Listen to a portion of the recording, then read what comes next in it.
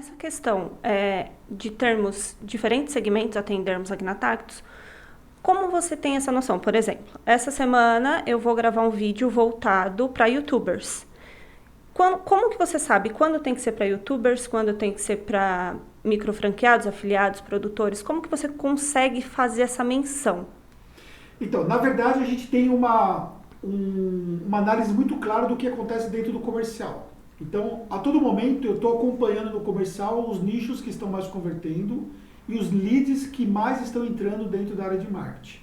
Então, o marketing e o comercial o tempo todo anda alinhado. Para quê? Para que esse alinhamento permita, por exemplo, que a gente faça as melhores escolhas de conteúdo.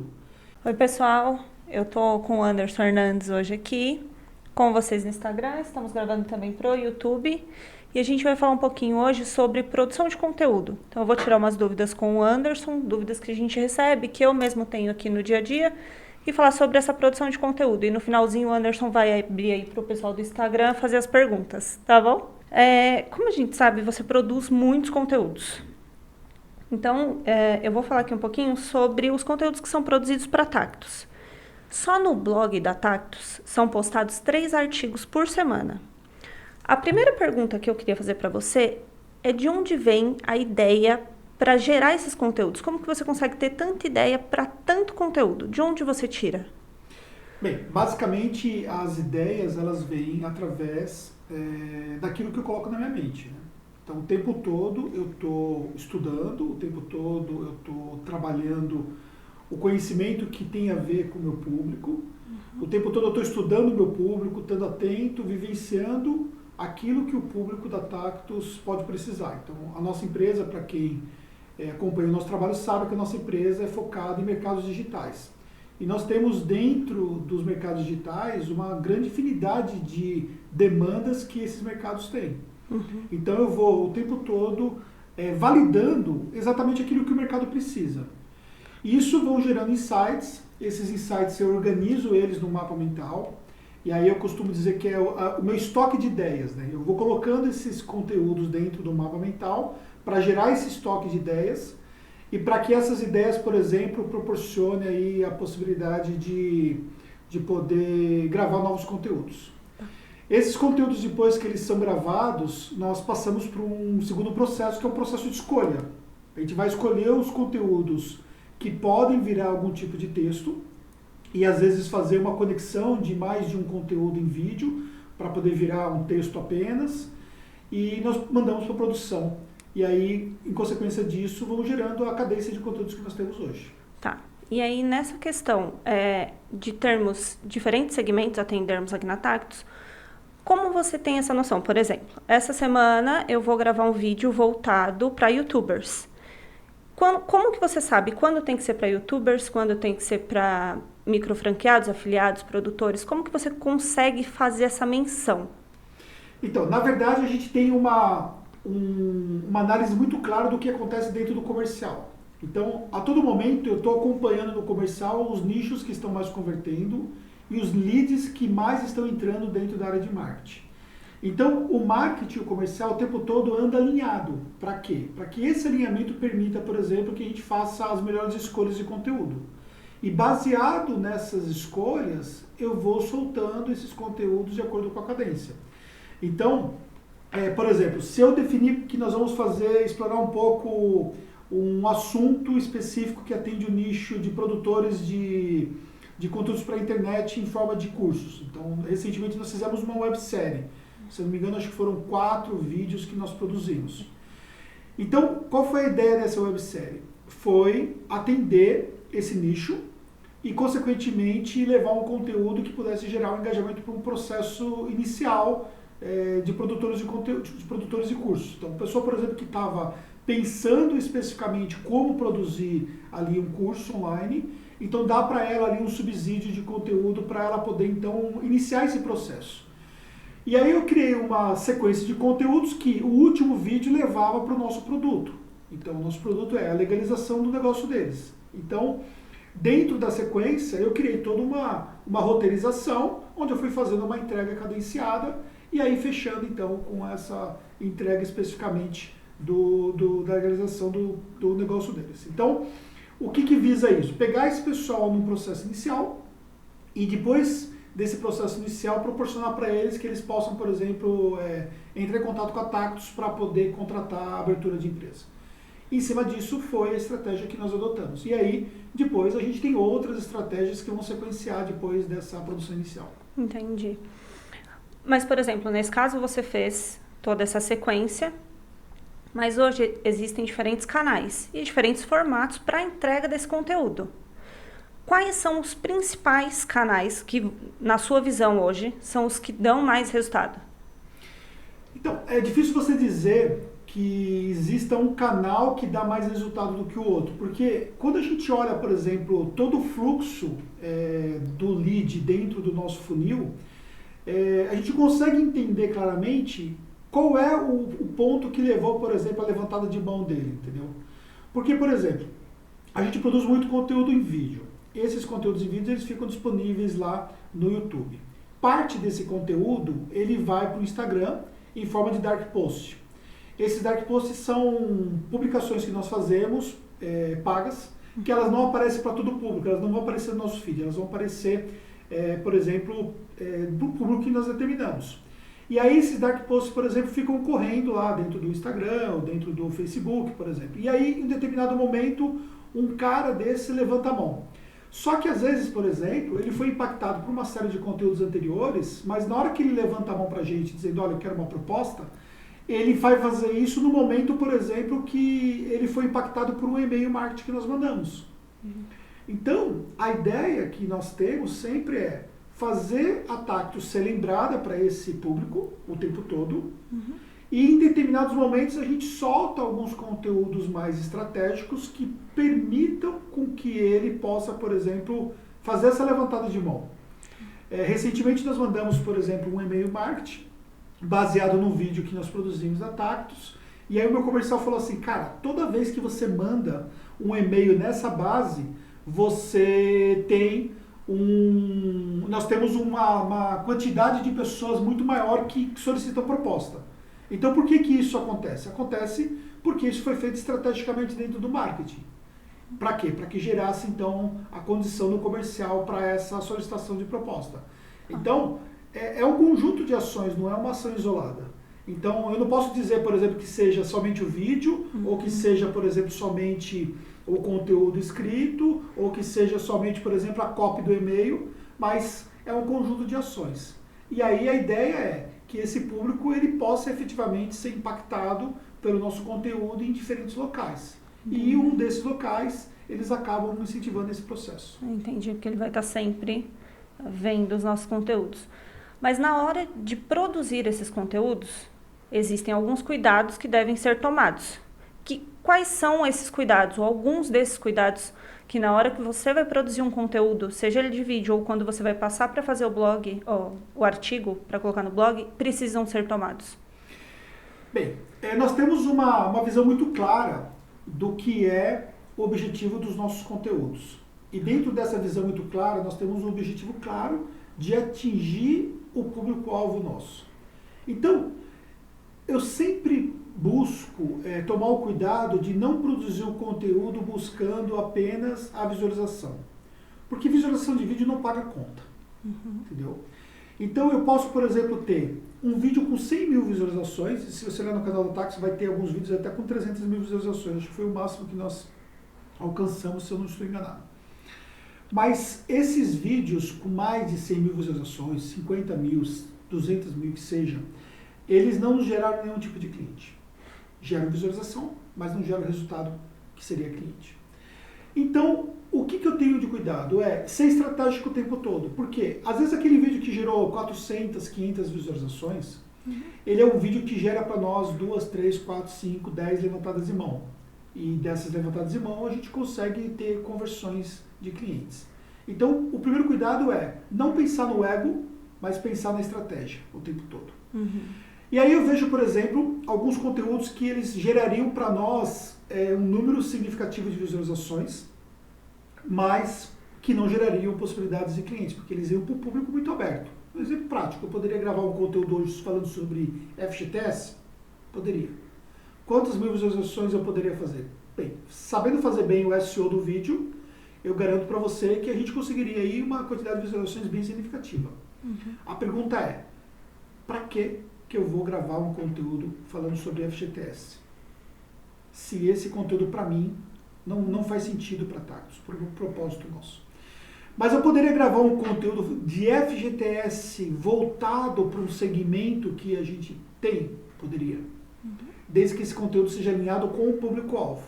Então, eu vou ter muito menos visualizações, mas eu vou ser muito mais assertivo na minha estratégia. Então, o tempo todo, eu preciso pensar estrategicamente. E acho que um desafio que nós temos é justamente isso. É pensar estrategicamente acima das possibilidades que a gente poderia ter, talvez, por exemplo, de ter ali naquela parede ali atrás, uma placa do YouTube, por exemplo, com 100 mil inscritos. Então hoje o canal da Tactus tem 57 mil inscritos, a gente poderia ter um número maior de inscritos? Poderia. Mas, nesse momento, nós estamos focados nesses resultados. E hoje o vídeo realmente ele dá um resultado bem significativo para nós. Tá. Você falou que, né, não dá para mensurar em si qual canal dá mais resultado. Mas o que eu vejo algumas pessoas fazendo e nós não fazemos, e eu gostaria que você explicasse, eu vou lá e posto um artigo no Tactus, no blog. Eu não replico esse artigo na nossa conta do Facebook ou na nossa conta do Instagram. Vou lá, faço um postzinho e solto esse artigo lá. Isso dá resultado, se for feito, para engajamento ou para o que seja, ou não compensa? No Instagram eu vou soltar um tipo de conteúdo, soltei o blog, ele vai ficar lá no site, e para o Facebook outro. Não, você pode se distribuir nas redes sociais. Tá. O que você tem que pensar é que o alcance orgânico hoje de uma rede social, como por exemplo o Facebook, ele é perto do zero. Então, o que acontece é o seguinte, ele só vai fazer sentido se você botar ali um impulsionamento. Então, na prática, você faz uma publicação no feed e depois você vai lá no gerenciador de anúncios e você vai fazer um impulsionamento dessa publicação. Escolhe público e tal. Ocorre que impulsionamento é um budget que você vai dedicar para isso.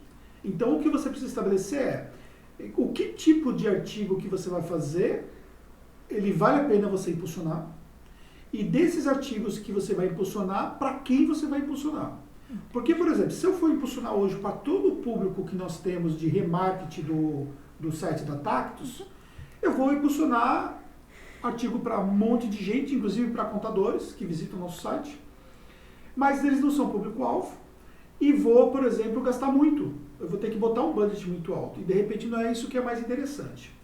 Então, a gente pensa nesse ponto, especificamente nesses aspectos aí. Então, eu preciso pensar no público, tenho que pensar no artigo que faz sentido. Entendi. E como que eu vou fazer esse impulsionamento. E aí eu vou decidindo qual é o budget que eu vou determinar para cada geração de tráfego de conteúdo.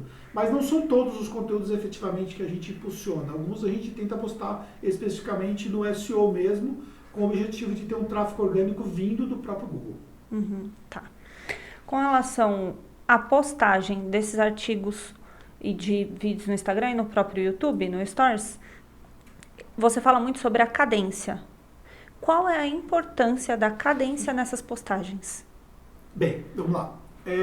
Algumas redes sociais, elas têm particularidades muito específicas e isso tem que ser respeitado. Então, por exemplo, quando a gente pensa para Instagram, se você for fazer uma estratégia hoje de Instagram, e sobretudo, para você fazer uma estratégia de Instagram, você tem que postar no Instagram Stories. E sobretudo, se você for postar no Instagram Stories e no Instagram, você tem que apostar em vídeos. Então você já tem que vencer algumas barreiras. Primeiro, você vai para uma rede social, você tem que ter uma conexão pessoal com essa rede social. Segundo, você tem que utilizar tudo aquilo que a rede social permite, senão você vai fazer a coisa pela metade. E terceiro, você tem que apostar, você tem que postar com uma cadência que faça sentido. E aí nós estamos falando, por exemplo, de uma cadência diária, e você tem que blocar alguns conteúdos diariamente. E às vezes não estamos falando apenas de uma vez por dia, mais de uma vez por dia. Então, esse é um aspecto. Quando você vai para o YouTube, se você hoje fizer uma cadência de pelo menos um conteúdo por semana, você já tem um trabalho feito. Hoje a gente tem em média 3 conteúdos por semana no YouTube. Mas a gente sabe muito bem que isso não é possível para todo mundo. A gente tem hoje um time, né, que está em prol desse conteúdo, que envolve você, né? Então para quem está aqui no Instagram não está vendo a Rebeca, né?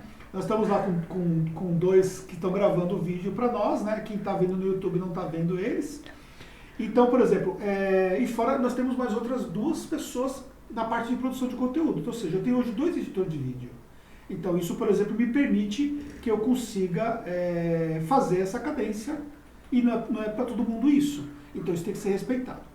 Então, basicamente, é você entender para cada público, para cada rede social o que faz sentido. E falando do blog, é pensar se você conseguir fazer pelo menos uma publicação por semana, já é bem bacana. É que, na verdade, essa seria a minha próxima pergunta. Então, uma por semana. Existe um mínimo, por exemplo, mínimo uma vez por semana, a cada 15 dias? Porque tem muitas pessoas que às vezes têm, e eu quando entrei também, comecei a aprender com você, tinha esse medo. E se estiver postando de menos, ou se estiver postando demais, eu posto todo dia?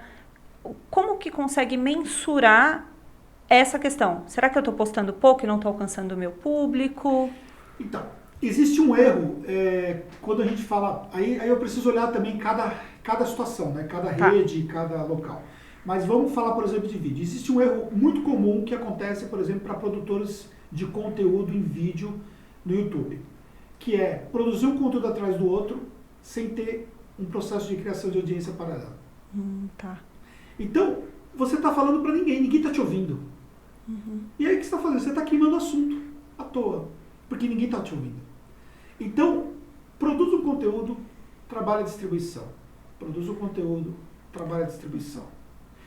Então, isso pode significar que, de repente, você vai produzir um conteúdo por semana, mas um conteúdo bacana por semana. Pode, de repente, fazer um conteúdo a cada 15 dias no início? Tudo bem. Faz o conteúdo a cada 15 dias. Porque se você fizer 3 conteúdos por semana, 5 conteúdos por semana, ninguém está vendo você. Você tem 10 visualizações de vídeo, ou seja, é você que viu 5 vezes, mas alguém da sua equipe que assistiu, a sua mãe que assistiu. Sua esposa, seus filhos. Só, entendeu? Ninguém está vendo.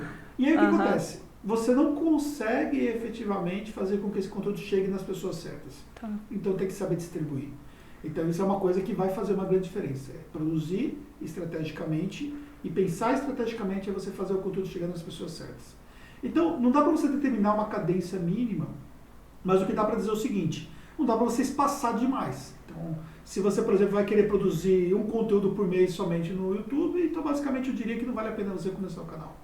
Se você for fazer um blog que você vai produzir um conteúdo a cada 2 meses, eu diria que não vale a pena você fazer um blog. Então, uma cadência mínima para o blog, eu acho que se você não puder dar conta de fazer 2 artigos por mês, então para. Para porque, você não vai conseguir manter o blog. Entendeu? Entendi. Então, pensar nesses aspectos seria uma indicação que eu daria para vocês. Tá. E o que você pode falar sobre ranqueamento? Quais os critérios, se é que existem critérios, para você conseguir ranquear o seu conteúdo? Pois é. Aí, quando a gente fala de ranqueamento, também a gente tem todas as vertentes. Acho que a gente poderia deixar para falar especificamente sobre vídeo até num outro Insights, né? Mas, basicamente, pensando na questão do ranqueamento orgânico dentro do blog, o próprio site em si, a gente tem diferentes ranqueamentos, que é o ranqueamento de palavras que envolve a entrega de produtos e serviços que você tem, e o ranqueamento de palavras que envolve os conteúdos que você produz dentro do blog. O ranqueamento ele vai depender de vários aspectos. Primeiro, dos aspectos técnicos do site, ou seja, uma boa hospedagem, uma entrega de velocidade, vai depender, por exemplo, da qualidade do conteúdo, vai depender de como é postado, o que você indica sobre o aspecto de SEO para o Google em relação a essa postagem, então como você faz a descrição do conteúdo, o título que você escolheu, a URL desse conteúdo, as palavras-chave que você vai destacar. Aí vai depender da densidade desse texto, de palavras-chave dentro do texto, do tamanho do texto. Então, para um determinado tipo de ranqueamento a gente usa um tamanho, para outro determinado tipo de ranqueamento a gente usa outro tamanho. Então tem muita coisa por trás disso tudo. E depende de outros aspectos que fogem especificamente do conteúdo, como, por exemplo, os links que você recebe oriundos de outros sites. Esses sites que te mandam links, a qualidade desses sites, qual é o tamanho da força que esses sites têm, por exemplo, dentro do Google, porque o Google ele dá uma nota para cada site, e quanto mais é a nota de um site que te manda um link, melhor ele vai transferir uma autoridade para você. Depende também da qualidade da experiência do usuário, Porque quanto mais a pessoa lê aquele conteúdo, quanto mais tempo de permanência ela permanecer dentro do seu blog, do seu site, e quantas mais páginas ela visitar dentro do seu conteúdo, também isso conta positivamente. Ou seja, nós estamos falando aí de centenas de fatores de ranqueamento que são levados em consideração pelo Google. Então não é apenas uma coisa isolada. Agora, obviamente, a gente sabe que existem algumas coisas que realmente vão destruir ali os seus fatores de ranqueamento. Tá. E o que você diz com relação à interação? Você postou um artigo no blog, um vídeo no YouTube, o pessoal foi lá e comentou. Mas eles comentaram e você foi lá e não retribuiu esse comentário, ou não respondeu essas perguntas. É interessante, é importante ter essa interação com o público, porque às vezes termina um vídeo, se tiver dúvidas, deixa suas dúvidas abaixo. E aí a pessoa solta isso no vídeo e na verdade não volta para responder. Então, a gente precisa entender que redes sociais elas são controladas por algoritmos. Tá. E algoritmos eles levam em consideração fatores que envolvem engajamento. E engajamento envolve a questão de você conversar. Então, sobre o ponto de vista de fatores que mais levam aquele conteúdo a ser distribuído para mais pessoas organicamente, essa questão de interação, de comentários, ela é muito preponderante. Tá. Tanto para YouTube como para Instagram.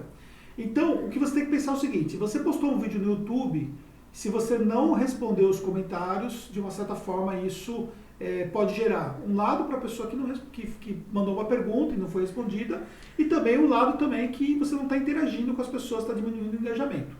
Agora, por outro lado também, a gente tem que considerar que existe um desafio em cima disso, né? Uhum. Por exemplo, eu não gosto de responder comentário no YouTube. Eu sei. Você sabe disso, né? Mas como que eu resolvo isso? Eu tenho uma pessoa para responder os comentários por mim. Quando surge um comentário, tipo, ela não sabe o que responder, ela manda para mim no WhatsApp, eu vou lá, gravo um áudio, né, dou a resposta que ela vai colocar, mas eu não gosto de ler comentário e não gosto de responder comentário no YouTube. Por outro lado, eu respondo todos os comentários no Instagram pessoal, Anderson Hernandes, esse que o pessoal está aqui me assistindo. Então, ou seja, no Tactus, quem cuida do Instagram da Tactus é o Jefferson. Uhum. Então ele que tem a responsabilidade de responder lá. Responder os inbox que nós recebemos lá. Então ele tem a responsabilidade de responder lá. Eu recebo no meu Instagram pessoal cerca de 300 inbox por dia. Então, ou seja, é desafio. Tanto que eu tenho ali várias respostas já prontas para poder facilitar as perguntas mais comuns. E eu acabo matando aí pelo menos um terço das respostas para essas perguntas comuns. Então, ou seja, você precisa entender que isso faz parte do jogo. Se você vai investir numa rede social, quanto mais você aumenta a sua audiência, tanto mais você vai aumentar o número de pessoas que comentam. E aí eu vejo que só faz sentido, quando você chega a um determinado nível, se você tem braços para essas coisas acontecerem. Porque as mesmas 24 horas que eu tenho, é as mesmas 24 horas que você tem. Uhum. Então, ou seja, eu não consigo ter mais tempo. E eu tenho prioridades. E aí eu preciso ter pessoas que me ajudam para algumas coisas que eu talvez eu não tenho tanto alinhamento pessoal para fazer, ou talvez que me tomaria muito tempo. Isso envolve esse aspecto. Entendi. Para a gente encerrar essa parte aqui, para você abrir para perguntas. Aí, pessoal, vocês que estão aqui no Instagram, já vão colocando as perguntas aí para a gente que eu vou responder. Aproveitem. Sobre produção de conteúdo, hein? Hoje, uma pessoa que não estava voltada para essa parte de conteúdos ou que está começando agora, e aí olha, eu vou começar a produzir conteúdo. O que você aconselha ou dá de dica para a pessoa que vai iniciar agora essa produção de conteúdos, independente da rede que ela vá distribuir esse conteúdo? Vídeo. Aposta em vídeo. Vídeo é o que está no momento. Não, na verdade, vídeo já está há muito tempo, né? Tá. O que a gente tem, na verdade, em relação ao vídeo é que o vídeo ele transacionou para outras redes. Então hoje a gente tinha um vídeo que era muito... Antes a gente tinha um vídeo que era muito forte no YouTube. Uhum. O vídeo continua sendo forte no YouTube. As pessoas não assistem o YouTube. Assistem. As pessoas são impactadas pelo vídeo no YouTube. Dá muito resultado. Uhum. E o YouTube ele tem uma característica. O vídeo lá, ele pode performar organicamente. Tá. No Instagram não, né? O máximo que você coloca uma hashtag, você gravou uma live como essa aqui, o que vai acontecer? 24 horas. 24 horas foi embora. Isso se eu deixar ela aberta, né? Exatamente. Então, ou seja, no YouTube não. No YouTube ele pode ficar lá. Tem vídeos com alguns anos nossos que ainda continuam performando. Por mais feio que eu esteja naquele vídeo lá, ele continua performando, né? Mas, Por mais que pareça ser outra pessoa. por mais que pareça ser outra pessoa, não eu, né? Porém, o que a gente tem que considerar é que vídeo ainda dá melhor resultado. E aí você tem que aprender a dominar, às vezes, a timidez e estabelecer a questão da estratégia para poder trabalhar com vídeo. Entendi. Uma coisa que você sempre fala é a questão do ser você mesmo, né? Também, quando você faz o vídeo, você mostrar o que você é. Embora você vá levar conteúdo. Sim, exatamente. Responder o pessoal aqui. Vamos lá. Vamos lá. Para quem está começando, quais as postagens devem fazer no Instagram? Ó, pessoal, só para alinhar com vocês, perguntas sobre produção de conteúdo, tá? Vamos lá. Para quem está começando, quais as postagens devem fazer no Instagram? Bem, Instagram é uma rede que ela tem uma característica muito de conexão pessoa a pessoa.